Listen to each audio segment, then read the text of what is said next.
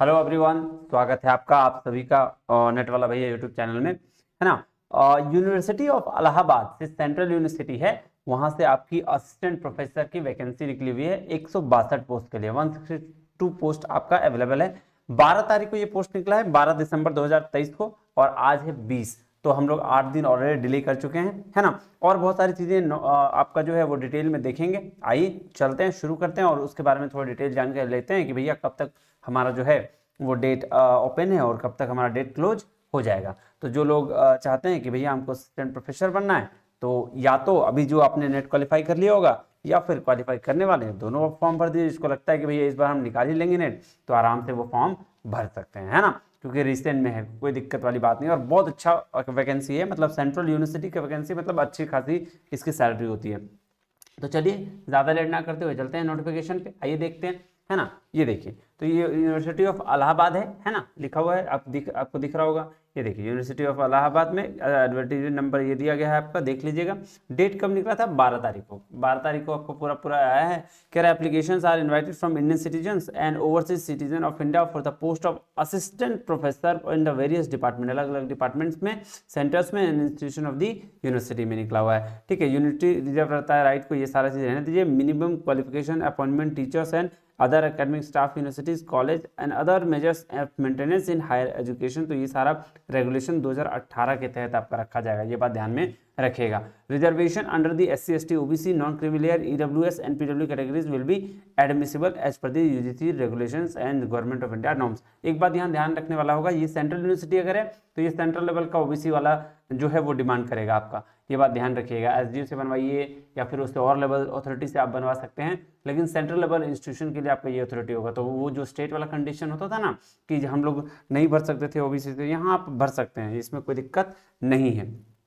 चलिए, अब क्या रहा है, candidates are request to carefully read the general instruction. तो पहले जनरल इंस्ट्रक्शंस पढ़ने से पहले हम लोग देख लेते हैं, क्या डेट वगैरह एक बार क्लियरली देख लेते हैं। डेट वगैरह देखने के बाद फिर हम लोग जो बेसिक्स पॉइंट होगा, जो इंपॉर्टेंट पॉइंट होगा वो देखेंगे, और बाकी मैं नोटिफिकेशन डाल दूंगा अपने नेट वाले भैया चैनल यूट्यूब टेलीग्राम चैनल पे, तो उस पर आप क्या करिएगा, देख लीजिएगा ये सारे नोटिफिकेशन, है ना। चलिए, अब देखिए डेट अपलोडिंग डिटेल एडवर्टीजमेंट जो हुआ था 12 तारीख को अपलोड हो चुका था। फिर स्टार्टिंग डेट फी पेमेंट का डेट भी उसी दिन स्टार्ट हो गया था।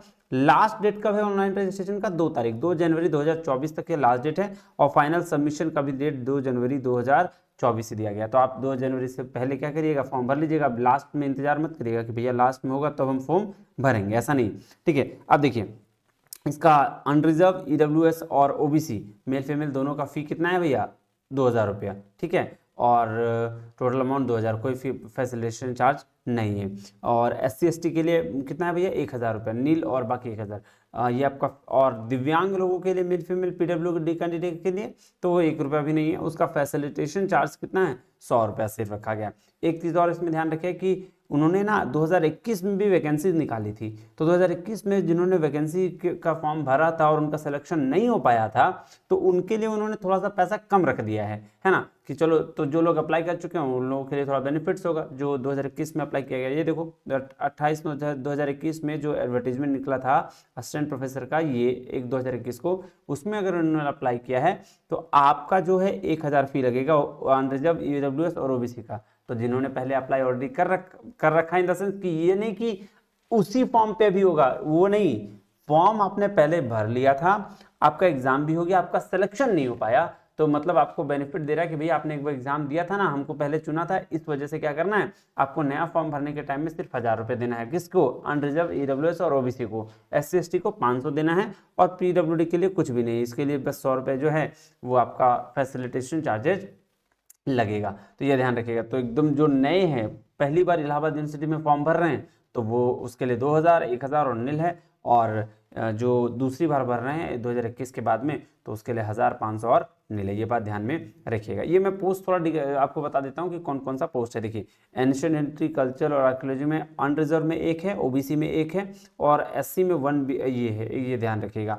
एंथ्रोपोलॉजी में 1 है अनरिजर्व से। ठीक है, अरेबियन पर्सियन में 1 अनरिजर्व, 1 EWS, 2 OBC, 1 SC और 1 ST, इतना सारा है। एटमॉस्फेरिक और ओशियन स्टडीज़ में आपका OBC में सिर्फ 1 सीट है।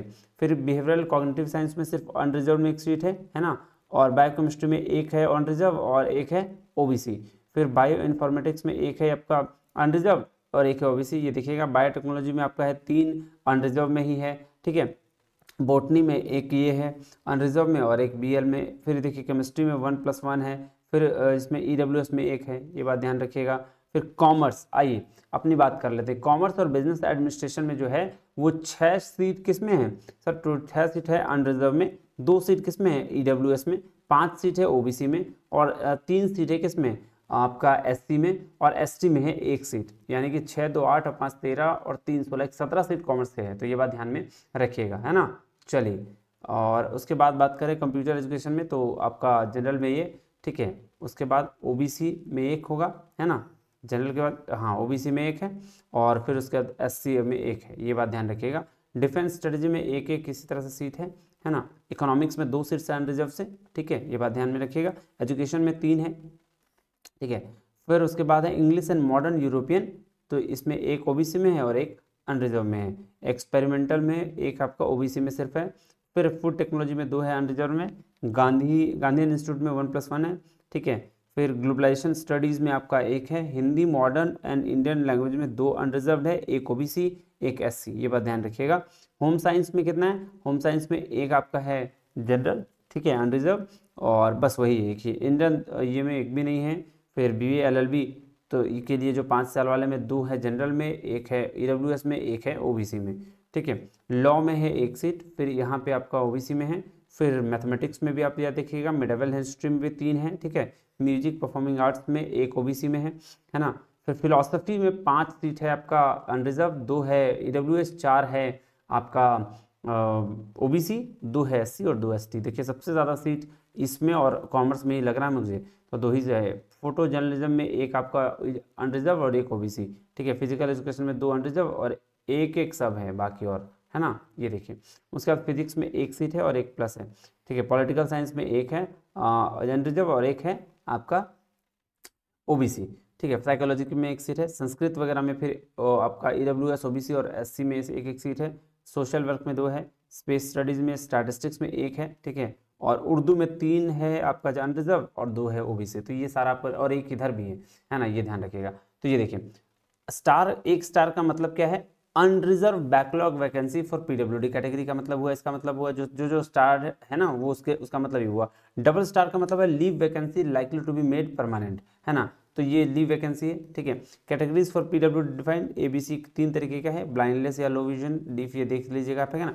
ये देखिए superscript for specialise discipline, जो स्पेशलाइज डिसिप्लिन है उसके लिए आपको कुछ क्या क्या दिया गया है। कॉमर्स और बिजनेस एडमिनिस्ट्रेशन में 4 स्पेशलाइज पोस्ट के लिए वैकेंसी है। कौन कौन सा? 1 ईच ऑफ मार्केटिंग मैनेजमेंट के लिए भी है, ऑपरेशंस लॉजिस्टिक्स मैनेजमेंट के लिए, फाइनेंस और अकाउंटिंग एंड सिस्टम मैनेजमेंट। ये 4 अलग अलग स्पेशलाइज्ड के लिए कॉमर्स और बिजनेस एडमिनिस्ट्रेशन में आपका क्या निकला है? पोस्ट निकला है। चलिए बीबीएल बिल की बात करूँ तो इसमें भी 4 तरह के पोजीशंस है, फिलोसफी, सोशियोलॉजी, इंग्लिश और पॉलिटिकल साइंस। फिजिकल एजुकेशन की बात करूँ तो प्रेफरेंशियल क्वालिफिकेशंस और specialisation as per the NCT norms में जो है वो है।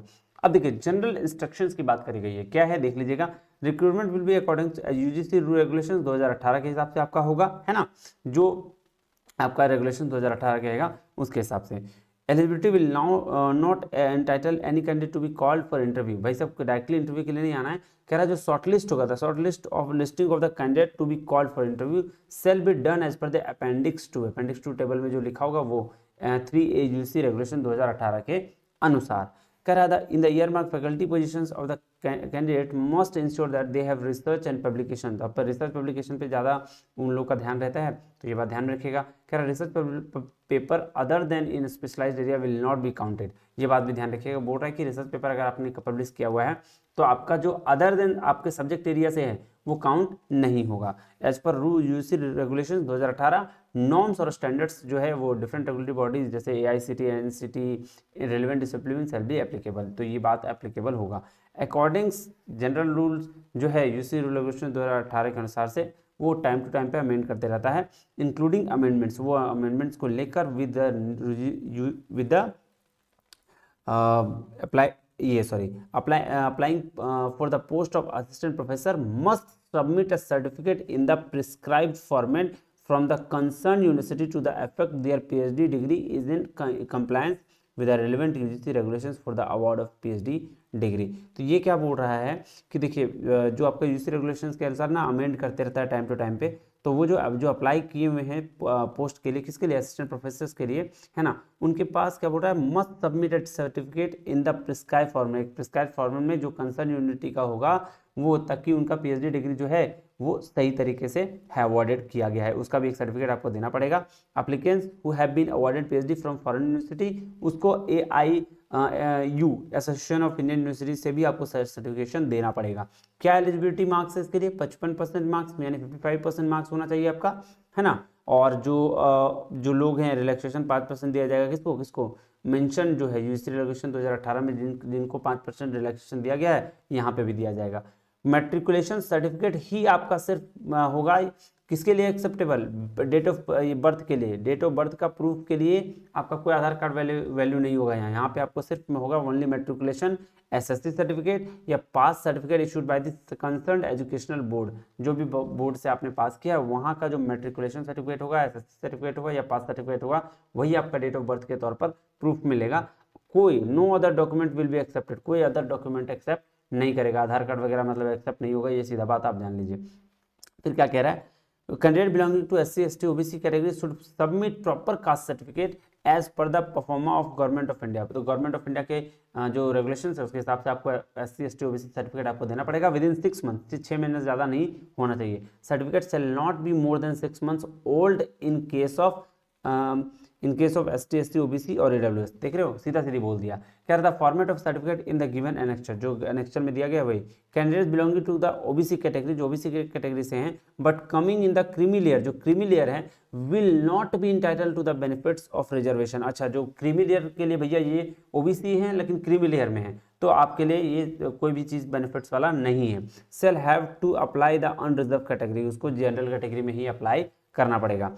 Candidates must ensure before applying that they are eligible according to the criteria stipulated in the advertisement। क्या है, the candidate is found ineligible, अगर ineligible पाया गया at any stage, किसी स्टेज में रिक्रूटमेंट प्रोसेस के, तो he और she will be disqualified, वो डिस्क्वालीफाइड हो जाएगा और कोई रिफंड फी भी नहीं मिलेगा, ये बात ध्यान में रखिएगा। कह रहा है एनी लीगल प्रोसीडिंग्स, वो जो होगा वो तो आपका इलाहाबाद कोर्ट में जाएगा, हाई कोर्ट में, ये बात ध्यान में रखिएगा। और वैसा इसमें कुछ खास नहीं दिया गया। देखिए नेक्स्ट कह रहा था, candidate must attach soft copy of the relevant documents which they have claimed in online application. जब आप देखिए, जब आप एप्लीकेशन देने जाइएगा ना, तो वो सारा चीज़ आपको क्या करना पड़ेगा, the original certificate would be required at the time of interview. Interview के टाइम में ही सर पे आपको क्या पड़ेगा, ओरिजिनल सर्टिफिकेट आपको दिखाना का जरूरत पड़ेगा और वहाँ पे आपको अटैच करना है क्या, सॉफ्ट कॉपी। इसका मतलब क्या होगा, application fee could be made proper document if any post which are reflected any corrigendum changes updated related to the recruitment process shall be available only on website. कोई भी changes website पे ही कर सकते हैं, बाकी ऑफलाइन कुछ नहीं कर सकते हैं, ठीक है, ये बात ध्यान में रखिएगा। कह रहा है candidate desirous applying more than 1 post, भैया एक पोस्ट से ज़्यादा अप्लाई नहीं कर सकते हैं, ये बात ध्यान में रखिएगा, यही बात कह रहा है ये। कह रहा है employ candidate government private university का अगर कोई है या फिर कोई पढ़ा रहा है ना, अगर वो अप्लाई किया है तो उसको NOC देना पड़ेगा, नॉन ऑब्जेक्शन सर्टिफिकेट आपको लेके जाना पड़ेगा। और नो ऑब्जेक्शन सर्टिफिकेट जब आप लेके जाएंगे तो फिर आपका काम बनेगा कब, इंटरव्यू के टाइम में। कह रहा है at the time of interview and with a certificate that no vigilance case pending being, बोल रहा है भाई साहब कोई केस वेस भी नहीं होना चाहिए। कह रहा है decision of chairperson executive council university of Allahabad in all matters related to eligibility acceptance और रिजेक्शन इन एप्लीकेशन। तो ये तो बात भाई सही है, यूनिवर्सिटी ऑफ इलाहाबाद रिक्रूट कर रहा है तो सारा डिसीजन उसी का तो होगा ही। Where applicant request in sufficient reason, अगर कोई सफिशिएंट रीजन से ये हुआ है तो to be consider online mode, online mode को ही हमेशा कंसिडर किया जाएगा। Application receive without the requisite document, बिना डॉक्यूमेंट, बहुत सारा डॉक्यूमेंट लोग क्या करता है कि डॉक्यूमेंट पूरा पढ़ता नहीं है और भेजता नहीं है, तो अगर कोई रहा fees after the prescribe date will not be entertain. बोल रहा है भाई साहब बिना पैसा का अगर तुम कर लिए हो, बिना एप्लीकेशन का कर लिए हो तो तुम्हारे ये एंटरटेन नहीं करेंगे, ठीक है। उसके बाद है इनकम्प्लीट एप्लीकेशन, इनकम्प्लीट भी रिजेक्ट हो जाएगा, ठीक है ना। अगर canvassing in any form will be treated as disqualification in the post, ये भी बात सही है। Candidate must be in sound health, मतलब ऐसा होना चाहिए कि भैया ठीक ठाक है। कह रहा है they must if selected will have to undergo such medical examination, उनको मेडिकल एग्जामिनेशन भी देना पड़ेगा और सेटिस्फाई कॉम्पिटेंट मेडिकल अथॉरिटी, उसको किसी सर्टिफिकेशन ले आना यार किसी मेडिकल अथॉरिटी से, डॉक्टर से, है ना। बस यूनिवर्सिटी रिजर्व राइट रहता है ताकि चेंज कर सके नंबर और नेचर ऑफ पोस्ट को, जब चाहे बढ़ा सके जब चाहे घटा सके, ये बात तो इनके हाथ में है ही। एप्लीकेंट्स में विजिट ऑफिशियल वेबसाइट, ये देखिएगा, ये याद रखिएगा www.adllduniv.ac.in पे आपको सारा डिटेल एडवर्टीजमेंट है यहाँ मिल जाएगा। क्या कह रहा है, and submission of online application कहाँ होगा, ये इसी साइट पे जाइएगा, सबमिट करिएगा। और sioric.samarth.ac.in समर्थ.एप्लीकेशन पे भी आप क्या कर सकते हैं, सबमिशन कर सकते हैं। लास्ट डेट सबमिशन का है 2 तारीख 2 जनवरी, ये बात ध्यान रखिएगा। बात खत्म हो गया, ये आपका पूरा का पूरा ये डिटेल था। बाकी आपको फॉर्म भरना है तो फॉर्म भर लीजिएगा, है ना। मिलते हैं अगले वीडियो में, तब तक के लिए बहुत बहुत धन्यवाद। Thank you very much. जय हिंद।